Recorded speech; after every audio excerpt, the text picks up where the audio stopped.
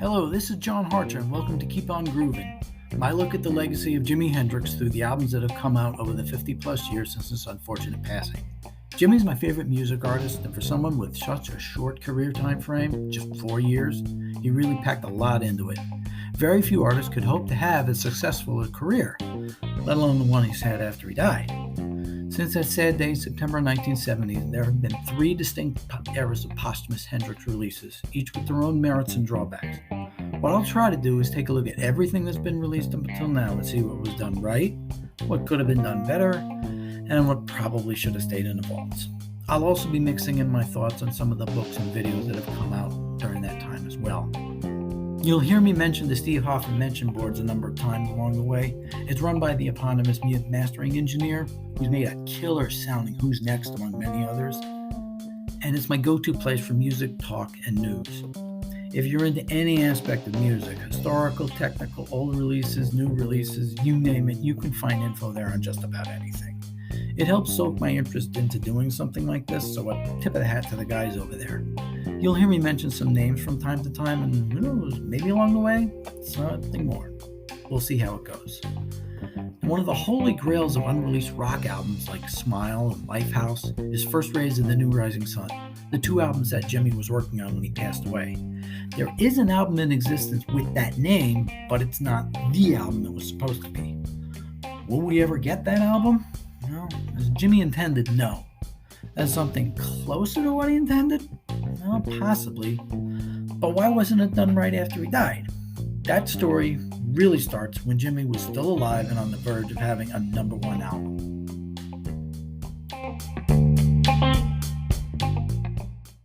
Episode 1, The Mike Jeffery Era, 1971. Jimi Hendrix, Noel Redding, and Mitch Mitchell wrapped up recording of Electric Ladyland in late August 1968, with the album coming out in October. Before the album was even released, they began working on a 4th LP. After a 3-night stand that month at Winterland in San Francisco, they traveled down to LA to TTG Studios, and for about 2 weeks, they recorded material for the next album. Unfortunately, not many songs were completed. Then in February 1969, while getting ready for their gigs at Royal Albert Hall in London, they tried to do some more recording at Olympic Studios, the place where they had great success recording parts of Are You Experienced and all of Axis Bold's Love, as well as All on the Watchtower and Crosstown Traffic from Electric Ladyland. But again, apart from a couple of good jams and some ideas for songs, not much got done. Once back in New York in early April, at 2 different studios, they tried one last time to make some headway. This time they got a few more songs done, but nothing approaching the amount needed for even a short album. Within 2 months, the experience would be broken up for good. Manager Mike Jeffery thought about putting together a live album from material recorded at Royal Albert Hall, the LA Forum in San Diego, or possibly releasing his set at the Monterey Pop Festival. In the end, he opted for a revised version of the UK singles or collection smash hits to fill the gap. Filled it pretty well. It was Jimmy's best-selling album for decades. Over the summer, Jimmy decided to put together an expanded band, complete with Mitch Mitchell from The Experience on drums, 2 extra percussionists in Juma Sultan and Jerry Velez, and a second guitar player, old friend Larry Lee. Another old friend from his days on the Chitlin circuit, Billy Cox, had been playing with him on bass for the past few months. This is the band that played Woodstock, without a lot of practice. It wasn't particularly tight, but when Jimmy went into the Star Spangled Banner, well, that's kind of what everyone remembers. Jimmy took that band into the Hit Factory's studio in New York to see if they could get something recorded, but again, they got some jams and song ideas down on tape, but nothing official. In the meantime, Jimmy had another album he needed to work on, as well as the one he owed his own label, Reprise Records. An old contract he'd signed back in the mid-'60s had resurfaced, and a court ruled he owed producer Ed Chalpin and Capitol Records an album. An idea came up that he'd record a live album at Fillmore East and make that the owed album. He, Billy Cox, and drummer Buddy Miles had jammed on and off for the past 6 months, so they would be the ones who would take the stage on New Year's Eve as the Band of Gypsies. They had done some recording in November with producer Alan Douglas, much more on him later, then some more on their own through late January. They began to make progress on long gestating songs like Easy Rider, Isabella, Message of Love, and Roomful of Mirrors, as well as a number of new songs such as Earth Blues, Burning Desire, and Power of Soul. But a disastrous aborted performance at Madison Square Garden put an end to the Band of Gypsies. Jimmy and producer Eddie Kramer finished work on the record for Capitol, and Band of Gypsys came out in March, shooting into the top 10. During this time, Jimmy was in the process of building his own recording studio on West 8th Street in New York City. The project had gone way over budget, and manager Mike Jeffery was hoping to get some cash rolling in by sending Jimmy back out on the road. In spring of 1970, Jimmy, Billy, and Mitch headed out to begin a long series of weekend concerts, which would leave the band time to stay in the studio during the week to continue work on the album. They began recording at the record plant in the spring, but finally in mid-June, Electric Lady Studios would open for business. Once there, it was like a dam broke. For a year and a half, it was almost impossible for Jimmy to finish one song. Now he would finish a backing track, do layers of overdubs, then sit with Eddie Kramer and mix the tracks, sometimes several times over. He got so much done, he was contemplating putting out either a single album called Straight Ahead, a double album called First Rays of the New Rising Sun, or even a 3-record set called People, Hell, and Angels. He might have even had enough material to put aside for a soundtrack Jeffery had committed him to for a film called Wave, a film that had its name changed later to Rainbow Bridge. There was also a film project revolving around his concert at Berkeley in late May of 1970. He even had a single, Dolly Dagger, ready to go once he returned from a European tour in fall of 1970. Unfortunately, he never got back. Once Jimmy's funeral had passed, there were 2 projects on the immediate horizon: Jimmy's next album for Reprise and the Rainbow Bridge soundtrack. Both would come out in 1971, both different than originally intended. The Cry of Love. Soon after Jimmy's death, his manager Mike Jeffery gave Eddie Kramer and Mitch Mitchell the job of putting together a single album of the best songs Jimmy was working on. So the dream of the double album First Rays of the New Rising Sun would disappear for a generation. Some songs were pretty much done, a couple needed a little bit of work, but all of them had been in Jimmy's notes as being intended for the next album. They put together a 10-track LP with the following songs: Freedom, Drifting, Easy Rider, Nightbird Flying, Room Full of Mirrors, Dolly Dagger, Astroman, Angel, In From the Storm, and Belly Button Window. All set, ready to go, with the name of the album, The Cry of Love, named after the spring and summer tour Jimmy undertook to help pay for the studio. Jeffery stepped in and pulled off Room Full of Mirrors and Dolly Dagger so they could go on Rainbow Bridge. Now they needed 2 more songs to fill out the album. They found one in Straight Ahead and the other in a song from 1968 called My Friend. So let's take a look at each one of these songs individually. Along with Dolly Dagger, Freedom has its roots in a song Jimmy recorded just after the Experience finished studio work in 1969 called Crash Landing. We'll be talking more about this title later, but the song was done with a bunch of guys Jimmy was hanging out with at the time to see if he could find other people to work with. It was about his tempestuous relationship with Devon Wilson, and some of the lyrics ended up in the 2 previously mentioned songs.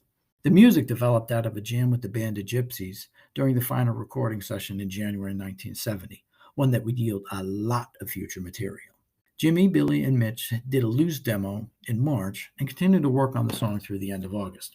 It was one of the new songs that was regularly featured on tour in both the US and Europe, with versions from Berkeley, Atlanta, and Isle of Wight released later. Some of Jimmy's last mixing work was done on this song.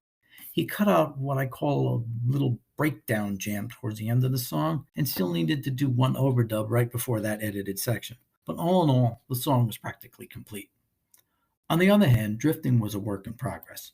It appears on the legendary Black Gold demo tape as part of that song cycle. So it may have appeared on the next album, but might have slipped if he ever intended to do Black Gold as its own album. He mixed a version in August, but it wasn't finished. Eddie Kramer ended up taking a backing track from June and a lead guitar from July and putting it together in one take. Then to finish it off, he brought in Buzzy Leinhart, who'd done some recording at Electric Lady before Jimmy did, to put some vibes on the song. With the glockenspiel on Little Wing and the recently released vibes-infused demo of Angel, it actually fits right into Jimmy's catalog. Now the next song, Easy Rider, has a somewhat diffused origin. The earliest version of this song, or part anyway, was a track from December 1967 called Touch You, which ended up as a B-side to a single release from the 2010 box set. This same track shows up on an acetate single with Noel Redding's Dream on the other side as a song called Dance, sung by Mitch Mitchell. So is the song actually Noel's? He seemed to think so, and everyone pretty much confirms that both songs on the acetate were Noel's. So that's the intro riff. Later in June 1968, Jimmy and Mitch recorded a song called Inside Out that ended up as like the middle 8 bridge section of the song. They did a full complete version at Olympic Studios in February 1969, and in April he recorded a song called Lullaby for the Summer, which is kind of a later evolution of the touch you dance riff type thing. By the time you get to the Band of Gypsys recording section, all these little bits and pieces have come together into one song. Then added to the mix a hit film that came out earlier that year called Easy Rider, changed up the spelling a little bit, Easyryder, and you get this song. It's the only song on Cry of Love that features Buddy Miles on drums. He was also on Room Full of Mirrors, but that's on Rainbow Bridge now. When Jimmy got to Electric Lady, this was practically the first song he started working on, replacing some parts, overdubbing others. Steve Winwood and Chris Wood from Traffic stopped by to see the new place, and having both been veterans of the previous album, Electric Ladyland, Jimmy had them do backing vocals for the end of the song. You can't miss hearing Steve Winwood's voice at the end of the song. Easy Rider was one of 4 songs that Jimmy felt confident enough to play for an audience at the opening party for Electric Lady on August 26, 1970. It was played at a couple of the Band of Gypsy shows, and like Freedom, was a pretty regular part of the 1970 tour list. Nightbird Flying was another one of the songs that made the Electric Lady party tape, since it was going to be the B-side of the Dolly Dagger single. It started life as a song from 1969 called Ships Passing in the Night. It developed into a quicker and somewhat countrified version, and that's what this became. There was a story around that Jimmy had named the song after the famed New York DJ Allison Steele, known as the Nightbird. However, considering the source of the story was Allison Steele, I take it with a grain of salt. To the best of my knowledge, Jimmy never did a version of this live at any point. It did get an unexpected tip of the hat, however, by, of all people, the band Squeeze. Towards the end of their song, 8535937. I know I have to read this. It's not as catchy as 8675309, but they're British. What do you expect? And towards the end of that song, up pops the opening rip to Nightbird Flying. My buddy Ray, a diehard Squeeze fan, didn't believe a Hendrix song would pop up in a Squeeze song until I played them both back to back for him. Glenn Tilbrook has recently put a killer acoustic version of Voodoo Child out there on the net. Check it out. It's really cool. Now, My Friend is one of the 2 replacement songs on the album. In some ways, it's really out of place since it was recorded in March of 1968, before most of Electric Ladyland was even started, let alone done. It doesn't feature The Experience, but a group of disparate musicians. Stephen Stills is on it, but only plays a little bit of piano at the beginning. The harmonica is credited to someone named Gers, but in reality, it's really the space alien expert from EXP himself, Paul Caruso. They made it sound like they recorded it at a bar with clinking glasses and all. It's a very low-key song, kind of introspective and autobiographical at times. The friend he talks about is the only person who's always there when he looks in the mirror, namely himself. In a way, it's actually a good replacement for Room Full of Mirrors. When putting together posthumous Jimmy compilations, I usually don't include this song with the other ones from this album, since it's practically from another era in Jimmy terms.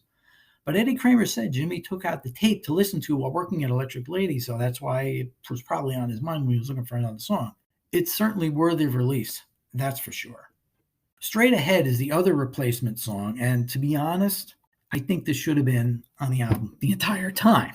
Jimmy was working on the song quite a bit through 1970 as it began in his live shows as Pass It On. The lyrics were so meaningful, they actually put them on Cry of Love's back cover, so for me, it's hard to picture the album without it.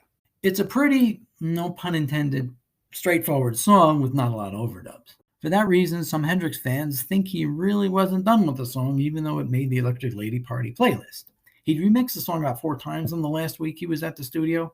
Considering it may have been the title track of an album, had Jimmy decided to go with a single record instead of a double, it really is a key song of this latter era. Now, Astro Man is a bit of a goof, but it comes from Jimmy's fascination with superheroes and science fiction. There's a few critics who aren't exactly comfortable with it because it uses the other F word, the one with 6 letters and not 4, but, lighten up, folks. It's a song about someone who's twice as fast as Donald Duck. Let's not get too worked over it. It began as a jam with the Band of Gypsys, some of them lasting well over 10 minutes. Later on, it got refined down to a normal 3.5-minute song. Now, to me, I look at it the way some of the other guys think of Straight Ahead. It doesn't sound completely finished. It's a little on the sparse side. Plus, it was another song that was done on the Black Gold tape. So maybe he was going to try to hold it back until later. Now, were there other songs they could have used instead of Astro Man? Yeah, but it's okay to have a funny tune once in a while. When you start scraping the bottom of the barrel and come up with funny songs, well, we'll get to that later on. Next up is Angel. It's another song with a long gestation period, this one going back as far as Axis Boldest Love. The Experience recorded an instrumental demo for a song called Little Wing that sounded just like this one, but decided to use that name for a different song. He then recorded another demo with kind of a primitive drum machine click track type of thing. Later, January 1968, he recorded another version, this time with vibes. It wasn't until March and a solo home demo tape that he finally came up with words for it. Then it wasn't until Electric Lady opened that he finally put the full song to tape. When they were listening to the song after Jimmy died, Eddie decided to have Mitch go in and not replace, but double his original drum part. It gives the song an otherworldly feel compared to just the single drum part, which can be heard on some bootlegs and Voodoo Soup. We'll get to Voodoo Soup later on. It's thought that the angel is his late mother, who, truth be told, was far from one, having abandoned Jimmy, his dad, and brother Leon, reportedly for a life of hard partying that ended sadly in 1958. But I guess he had this idealized version of her in his head, and this song, and maybe Little Wing as well, represented that. Rod Stewart covered this song on Never a Dull Moment, but I'm kind of surprised it's not more popular. Maybe it's just too personal a song for other people to cover, whereas Little Wing can kind of be more of a generically emotional song. I guess that's good of an answer as I can come up with right now. Compared to Angel, In From the Storm was barely a month old when Jimmy recorded it. He did bits and pieces of it in a version of Cherokee Mist in June earlier that year.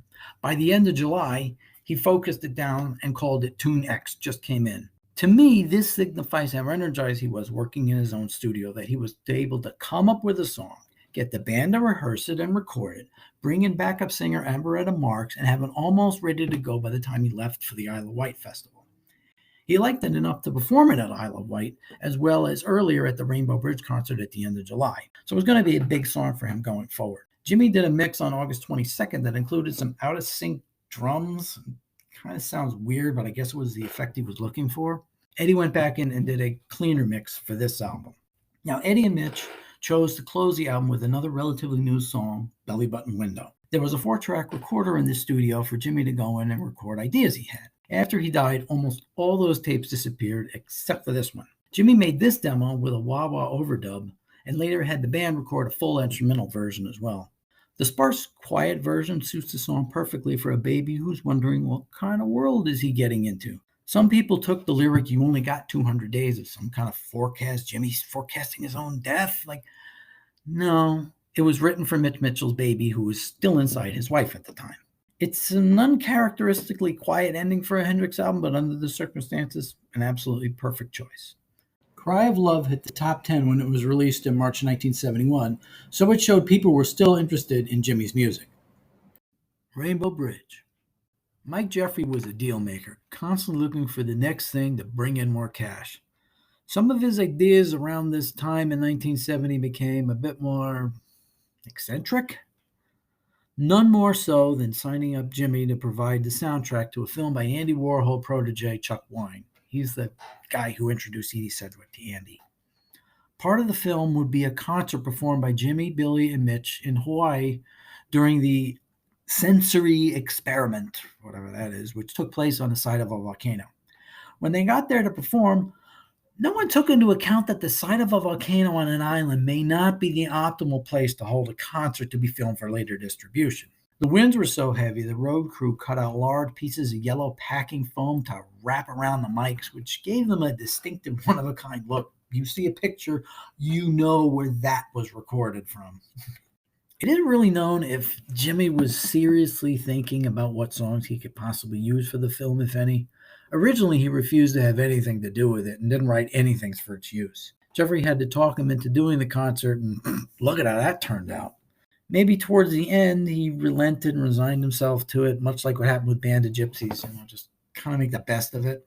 What became clear was that a fully live soundtrack album was out of the question. In fact, none of the material at the concert would make the album. Eddie Mitch and assistant engineer John Jansen began to look for other things to use. One of these was a mixtape of sorts made by Jansen but rejected by Kramer, since it took 3 completely different songs and put them together. This tape, however, would see the light of day, but in a slightly different form. Now, there's not an official listing of the songs the three chose for the album. My guess is, like Cry of Love, it was originally a 10-song album. What is known is, once again, Mike Jeffery stepped in at the last minute and pulled off 2 and maybe 3 songs off the record to hold for later. So once again, Eddie and Mitch had to go find more material, and once again, they chose pretty well. Now for the songs. Dolly Dagger was to be the big crowning jewel of First Rays of the New Rising Sun. Jimmy had taken lyrical themes from Crash Landing, he added some sly twists regarding Devon and her voracious personality, and pretty much put it together in about 6 weeks. It was going to be the first single. It was on the Electric Lady Party tape. He and Eddie even brought it themselves to Reprise to cut the single. It was all set to be on Cry of Love, but as I mentioned, Jeffrey pulled it off to save for this album. He said he needed to have some strong material to hold back. I understand from that end. They even worked it into the movie following Pat Hartley around after she landed at the airport. But in my opinion, it was too strong of a choice to take off Cry of Love. Because of that decision and what ended up happening a few years later, it's never really gotten its fair due since it wasn't in front of the public right off the bat. Jimmy did it a few times live, most notably at Maui and at Isle of Wight, but still kind of needed some work to make it sound better live, like Freedom was at this point. But if you want to know where Jimmy's head was at and what direction First Rays was going, this is the first place you look. Now, the movie opens with the song Earth Blues over the opening credits, and it's a pretty good choice. It's another song where the lyrics and music have 2 different starting points. Lyrically, it had its roots in a song called Somewhere that was recorded around the same time as My Friend. When the song came out in a somewhat different form, it was retitled Somewhere Over the Rainbow. I don't know why they didn't just call it Somewhere Over the Rainbow Bridge at that point, but we'll get into that song later since it's Jimmy's only #1 single in the United States, with some caveats, of course. The music started out of a jam with Billy and Buddy and even Devon on vocals from May 1969 called Message from 9 to the Universe. Other parts of it evolved into Message of Love, which ended up on the Band of Gypsys album. And I think I'm going to have to talk about that album next time because it's really tied into how Jimmy's music was evolving post-Experience. The Band of Gypsys ended up recording versions of Earth Blues in December and January, and they played it several times at the New Year's concerts. For the studio version, Jimmy brought the Ronettes in to do backing vocals for the chorus. Now, I thought for years Ronnie actually wasn't there, but somebody found a story from her where she talks about going to Electric Lady Studio, so it turns out she was around. That part of the song, where they sing like a gospel choir chanting everybody, it just got on Mike Jeffrey's nerves. I mean, he wanted to hear more Purple Hazes and Voodoo Childs, and he gets this gospel choir chanting, everybody, everybody. Must have driven the guy nuts. Later that June at Electric Lady, Jimmy did some more guitar overdubs and had Mitch replace Buddy's drum part. It wasn't really part of the 1970 tour. I think they did it a bit at Berkeley during rehearsals. Then towards the end of August, he went back and mixed the original Band of Gypsys version. But Eddie, Mitch, and John decided to go with this version for Rainbow Bridge. Kramer mentioned several times over the years he wasn't sure if Earth Blues was going to make the record, which has me wondering if Jimmy possibly had it in mind to set aside for use on the soundtrack. Next up was Paley Gap. Now, Jimmy never recorded a song called Paley Gap. This comes from the productive sessions on July 1st, 1970 that yielded Dolly Dagger. If you listen to that song, towards the end, Billy breaks into a little Gimme Some Lovin' on the bass. This led to a little jam after the fade out. Then after a few minutes, Jimmy slowed it down and started playing a melody he'd included as part of the same Cherokee Miss jam that gave us In From the Storm. I had to put one of the guys over the Seehoff message boards for pointing this out. I think it was Pacific Ocean Blue. Take a look and see if you can find it. Jimmy was intrigued enough to go dub another guitar part over top of it. Now, Eddie said they never intended to use this piece of music for the album, but why would Jimmy take the time to overdub something he wasn't going to use? Again, he might have had it in the back of his mind to actually use it for the soundtrack. We just don't know. There's also another, albeit distant, possibility, which also came from the guys from the Hoffman boards, and also, I think, Pacific Ocean Blue. Jimmy made a list of songs he was working on to possibly use for the next album, which he called Straight Ahead on his memo. Strate. Not great spelling, but if you're writing quick, that's fine. One of the songs he had on the list was called Electric Lady - Slow. Now, the official name of this piece of tape is Slow Part. Is it possible that Slow Part is Electric Lady Slow? Well, if it is, Jimmy apparently never mentioned it to Eddie. So how did it end up on the album under the name Paley Gap? Well, very simple. After the decision was made to use it, Mike Jeffery made up the name Paley Gap because it sounded very Hawaiian. Hey, whatever works. Next up is Room Full of Mirrors, the other track that Jeffery pulled off of Cry of Love, and to be honest, it really fits in better on this album. It's way more psychedelic than any of the tracks on the other album. It started out as a demo way back during the Electric Lady sessions with Paul Caruso on harmonica. The inner sleeve of that album had a note from Jimmy called Letter from the Room Full of Mirrors. It made a notable appearance at Royal Albert Hall, with Dave Mason and Chris Wood from Traffic joining in for a loose jam version towards the end of the February 24th concert.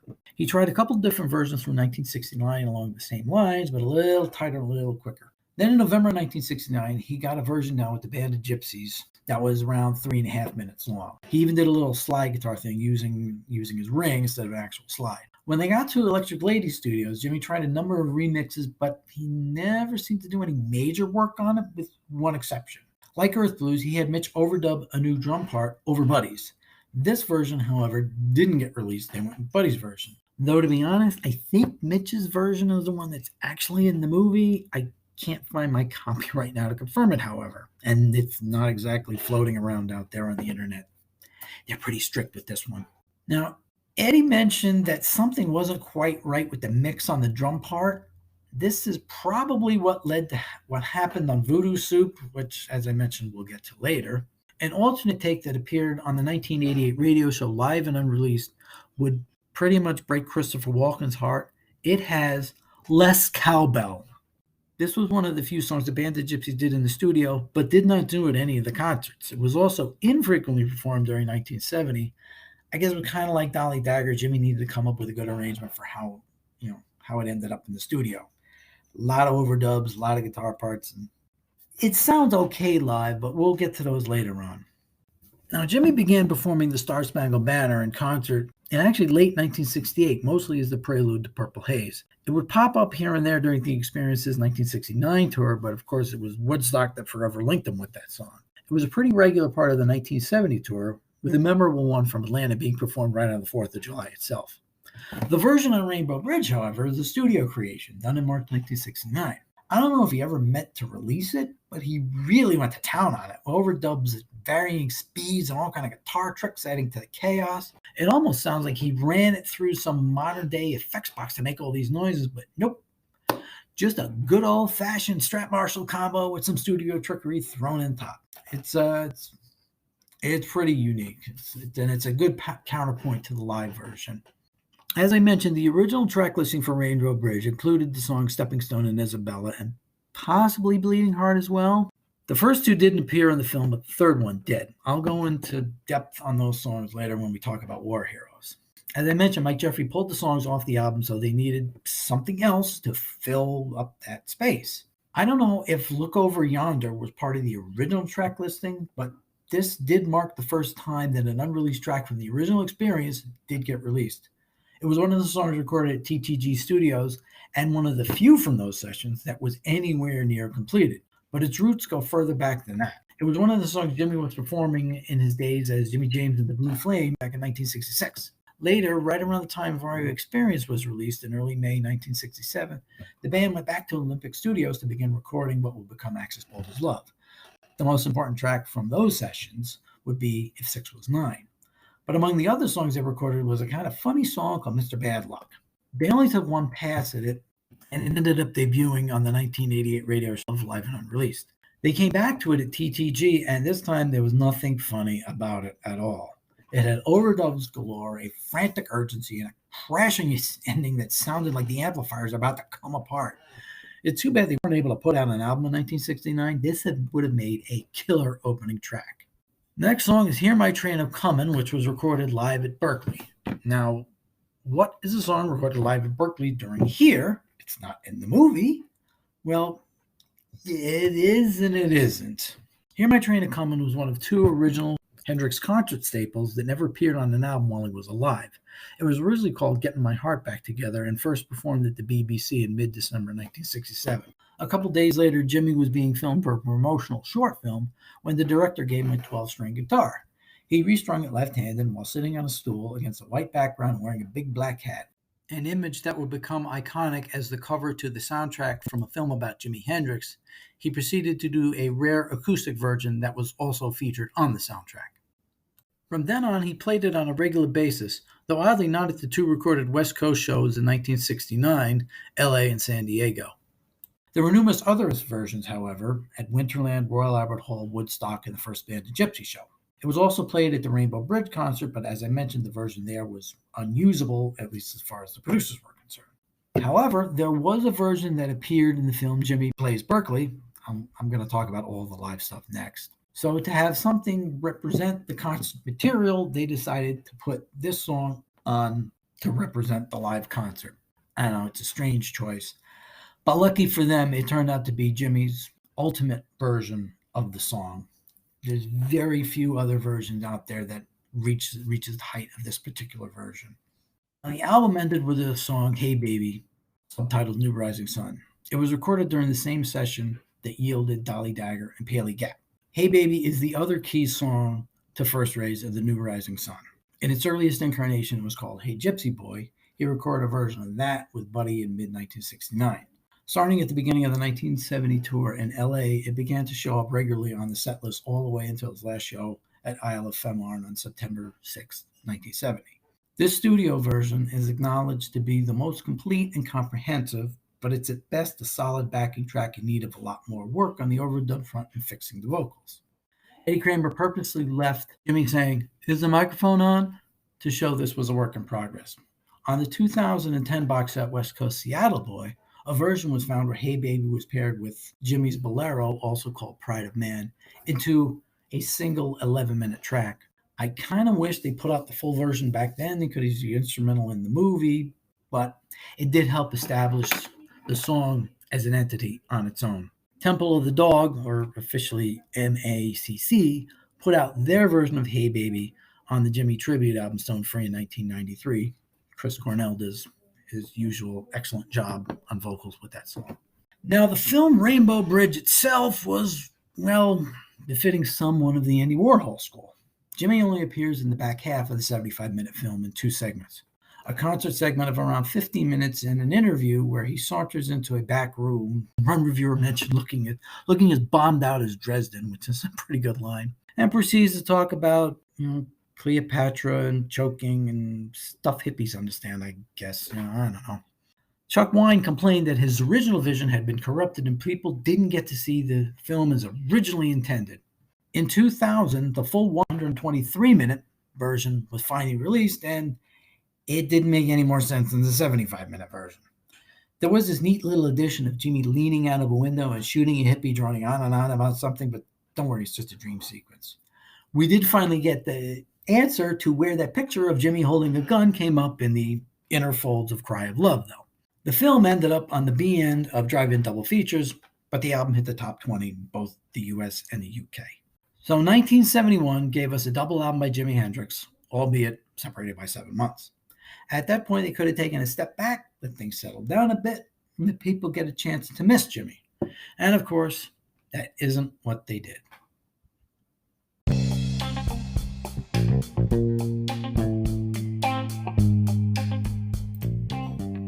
Next time, we'll be discussing the live albums of Jimi Hendrix, both the ones that came out while he was alive and in the first year or two after he died, and see how those releases establishes some practices on releasing the material, as well as what they added to his recorded legacy.